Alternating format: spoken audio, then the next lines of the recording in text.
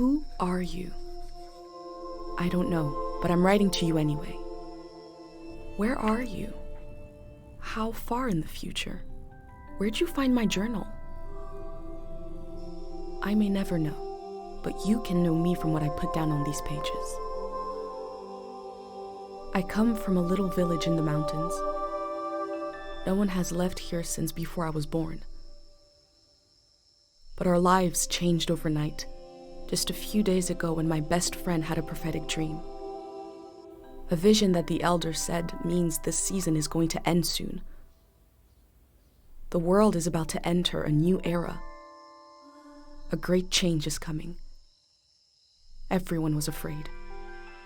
I was surrounded by questions and I began to feel how little I know.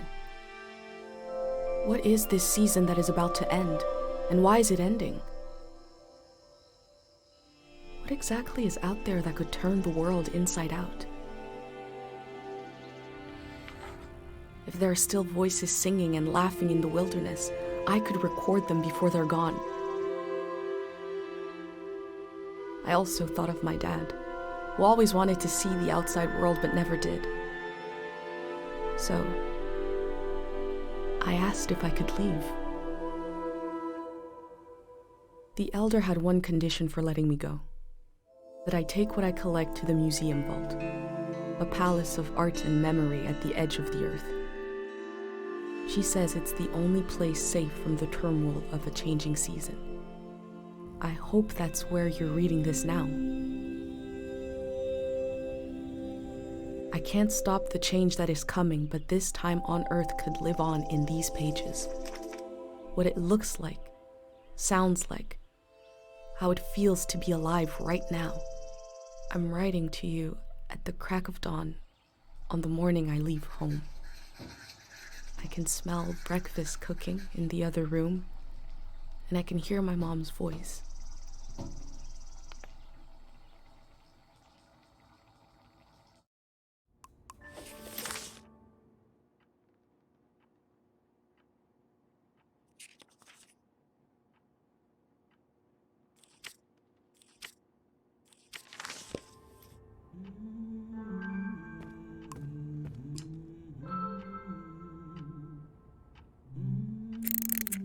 Three, 2, 1. Hooray! Mr. Lotto's here.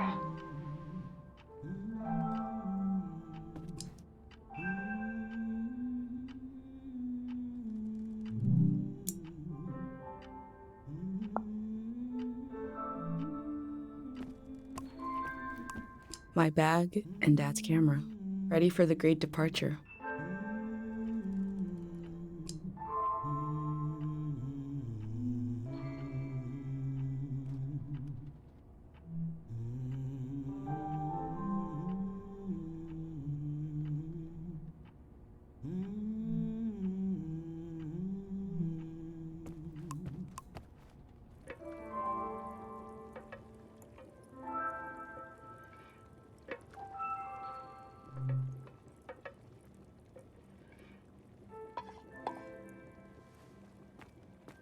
You're up. It's gonna be a beautiful morning. I'm making progress. I found the burner, camera, recorder, travel bag. Breakfast is in progress. Still gotta make a pendant. We haven't used this in so long. Good thing I saved the instructions. Just as you would use a shield to protect your body, an identity pendant protects your mind. Your thoughts, memories, everything that makes you, you. We don't wear them here in the village anymore, but if you're going into the outside world, I'll feel better when you've got a pendant shielding you. I will worry until you're gone, and then I'll have total confidence in you. In times of war, a pendant can be used to identify a body. Let's skip that part. Objects have two layers, the physical and the mental. The pendant needs to absorb both. 1. Collect a sentimental object for each sense: sound, smell, feel, sight, taste. 2. Feel the sense and speak aloud a memory of the object. 3. Feed the object into the burner. The memory will leave the speaker as it is transferred to the pendant. That means I'll forget the memory after I say it. It's supposed to be painless. At least. Okay, so this old tape should work for our sense of sound. I remember you and I fell asleep listening to this tape.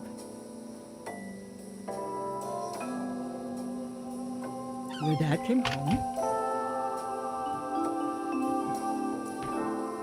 We all rested together until it got dark.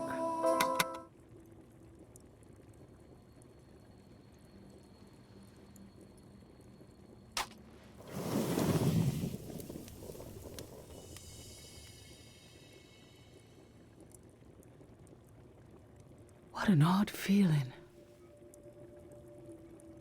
Like an absence, disappearing. The empty space fills itself back in until I forget that I forgot anything at all. I'm glad I'm only losing a few memories. If I lost too many, I wouldn't even know who you are.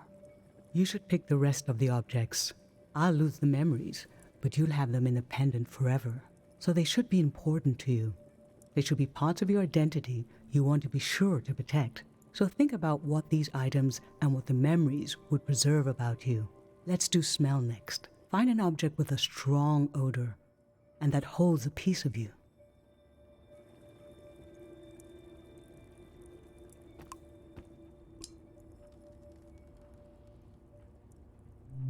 Sweet wax honey. How I've tried to save things.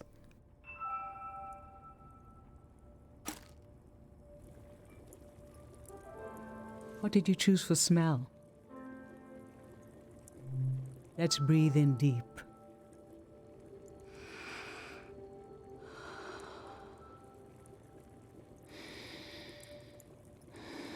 I remember. These were a present from your friend Pate. It was such a special gift that you wouldn't eat a single one. But after a while, the candy became as hard as rocks. The candy was meant to give one moment of sugary joy, and you realized, we talked about this, that by trying to save them, they lost their purpose. It might have been better to just enjoy them in the moment.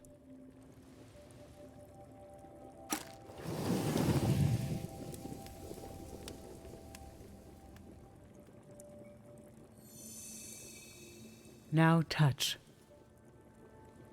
Pick something with a texture you like.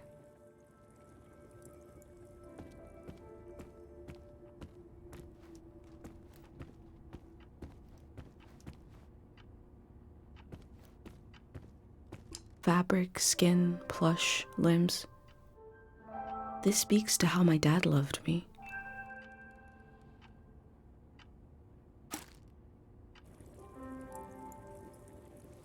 So what did you end up choosing?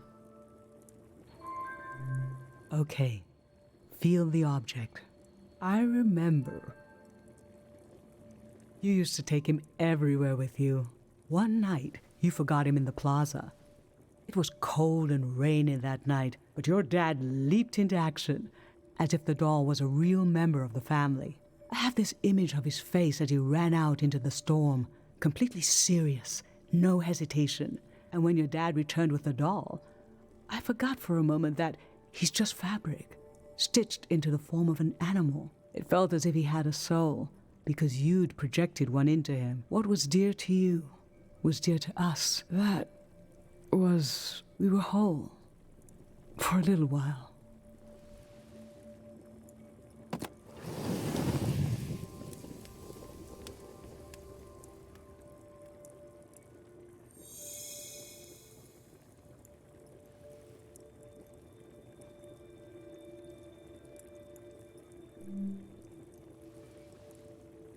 I'm fine. Let's do sight next. Pick something that looks nice.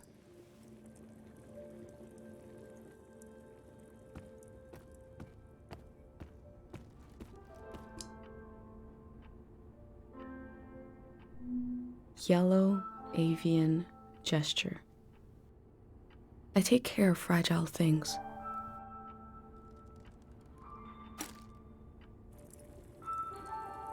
So, what did you end up choosing? I remember your friend Pate made this little bird. You wanted to protect it, keep it like a pet. I thought it wouldn't last long. It's just a bit of folded paper. But you took good care of it, and years went by. You'd done it. It was still intact. That was when I started to understand what kind of person you are. You will chaperone these delicate things into the future.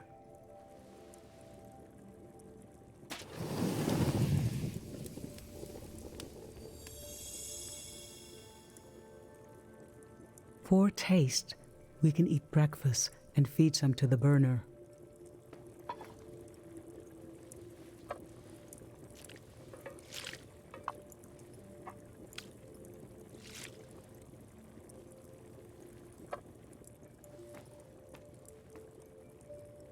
The memory I'll lose is the one we're forming right now. I want you to have it forever.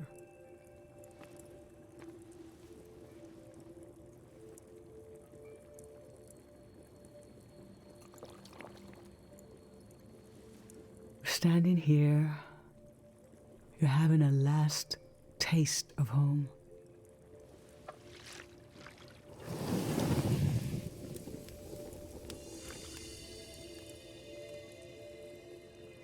Now you're protected by lost memories, a gem of home around your neck. This is my only condition for letting you go.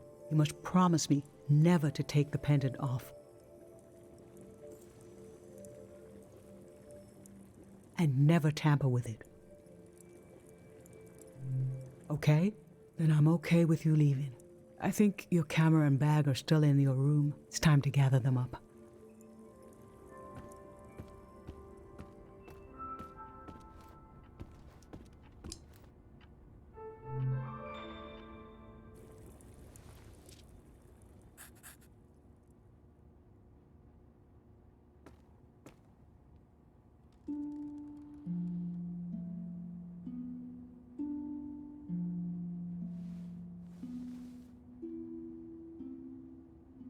I've lost so much. How could the world ask me to lose you too?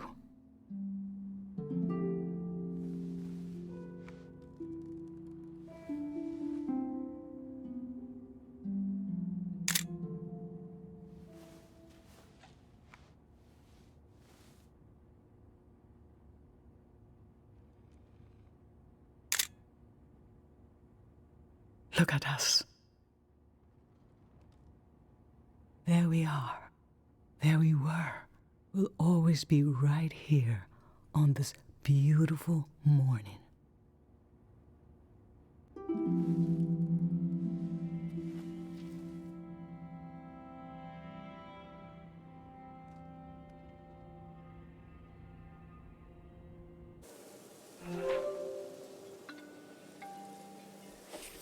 I just performed a ritual with my mom. The moment has passed, but I'll record it in these pages for you, for the future.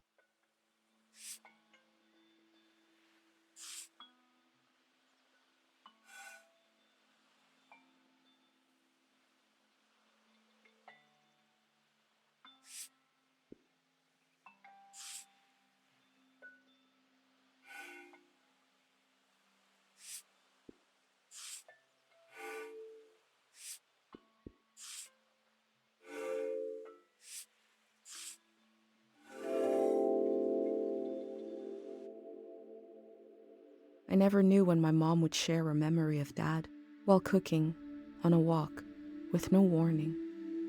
It knocked the wind out of me. Rituals take this grief and give it a shape and a story.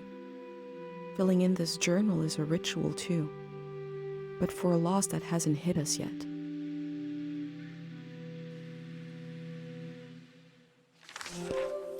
I've brought tools to record the sights and sounds of this season. I'll start by recording the only place I've ever known.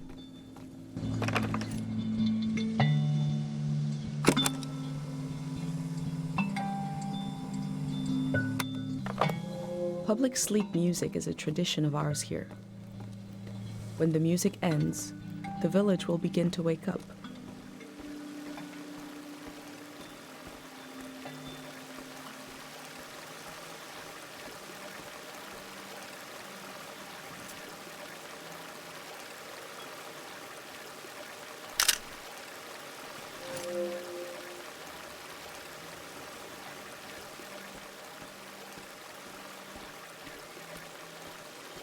Last night there was a goodbye party here in the plaza.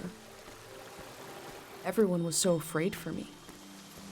To understand that fear, to understand where I grew up, you have to know the man standing watch over. Last night my friends wrote down their hopes for my trip and tied them to the branches of this tree.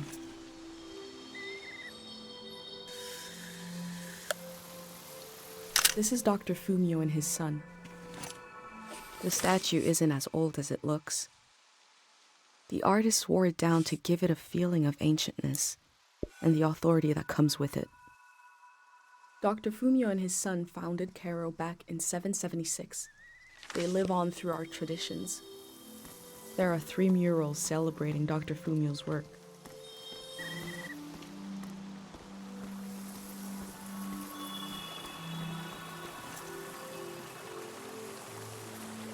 Remembering everything must be painful. Dr. Fumio brought peace to so many people here.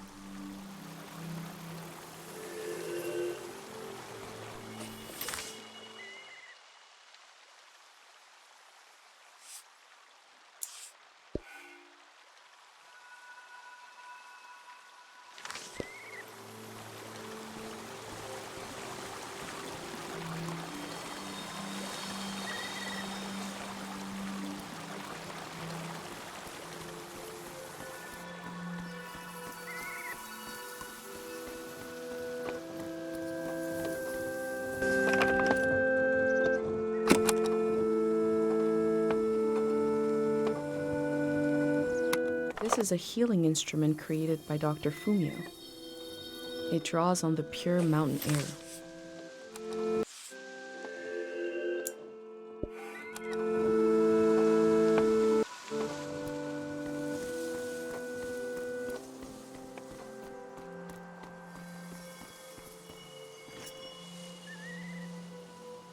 Dr. Fumio said the dream sickness was caused by something very powerful. He wasn't able to cure it.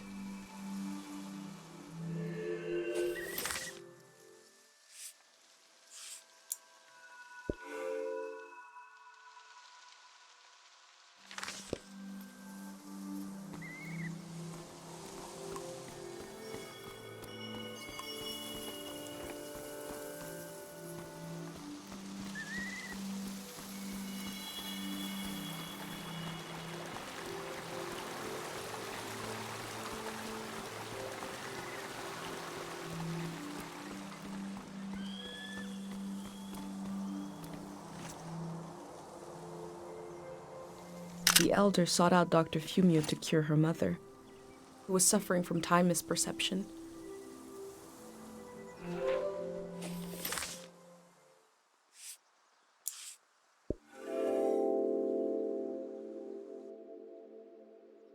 Dr. Fumio was an important person, but we also just have a need to put a human face on events that are beyond our control. He may have felt just as scared and helpless as everyone else.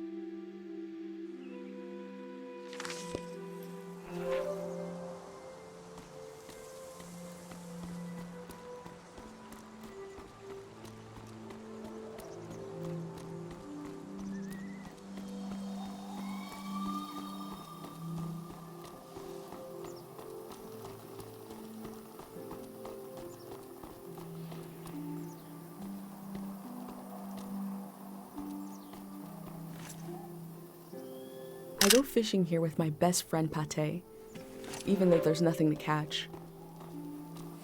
We both appreciate the silence.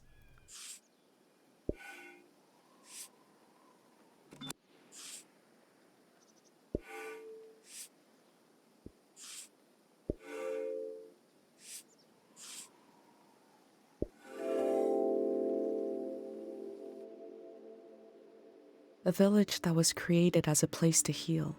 Is that where my instinct to try to help comes from? It's so strange to imagine I'll be shaped by places and people I haven't met yet. So strange to imagine that I might feel at home somewhere else.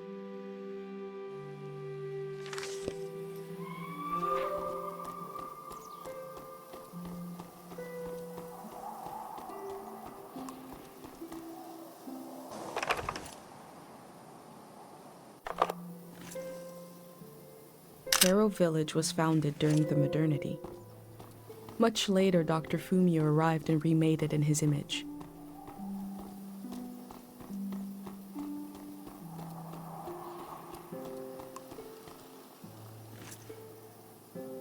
This flower means you're in my thoughts. The morning after the search was called off for Dad, our doorstep was covered in them.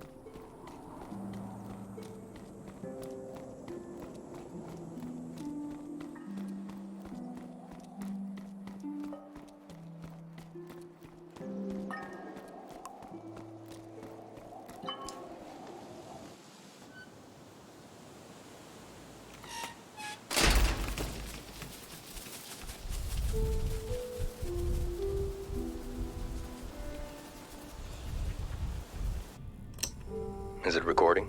Yes. Okay. How to leave home for my daughter.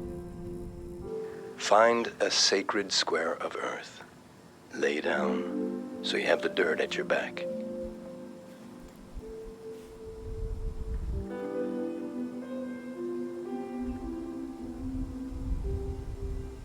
Close your eyes.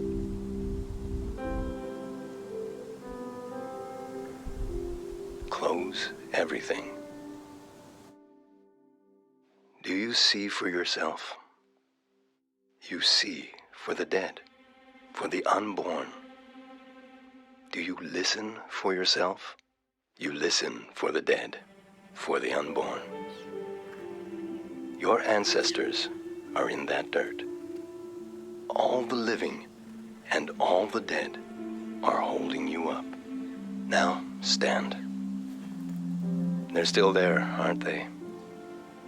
It's time to move, to entangle yourself everywhere with everyone. So the next time you lay down in the dirt, you will have so much more to tell them.